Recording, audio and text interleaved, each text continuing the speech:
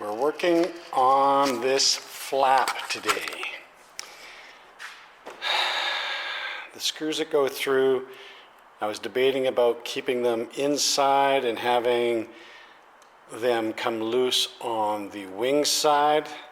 And I was thinking, no, they're going to be on here. I'm drilling holes in there. And I've come up with another idea. I just took a piece of balsa wood, and what I wanted to do is round out each of these for the bolt hole. Now that's going to provide me, when I get this over here, is I'll have access to the bolt hole, but I just got to clean that one up. It will be a sealed unit. Yes, you're going to have a bit cut out here, but it's going to be sealed, so for one thing, rain won't get in there. For another thing, when you take this off and you drop your washer and your nut down in that vast hole, it won't be a nightmare trying to get it out. So what I'm going to do is put the balsa wood on there, chamfer out a hole so you can get at the bolt hole, and what that'll do is give this plywood something to mount to. It's going to totally enclose that area, and the bolts will get right onto it like that. So that's what I'm thinking of doing for the top ply on the flap. Let me hear what you guys are thinking about that. I went and bought some balsa so that I can do that.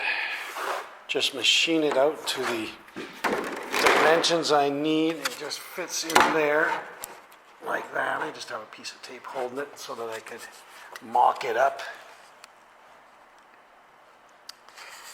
And then I just sand it out. Little coves in there for the bolts to go through. I wanted, you're supposed to put the little holes in each of the bays because if you get any moisture in there, the water would drain out. Well, using this, I think I can keep the moisture at bay, except for, of course, this big hole where the flap comes down over that aileron hinge support. So I was thinking there too, I can put a piece of balsa in there as well, just carve out exactly what I need and have the balsa come this far in, but just have that groove routed into the balsa so that, again, this is sealed from the external. So there'll be a groove in there, but it'll only go in that half an inch, however far that little nubbin is in there, which will keep that sealed off as well. That's what I'm thinking about doing anyways. I just had a mock-up of this one to see if there's a proof of concept if it could be done. I might still fiddle with that a little bit, but I think just like that is perfect. Just going to lift it up a little bit so it lines up right with that, so it'll be a nice flush fit all the way down.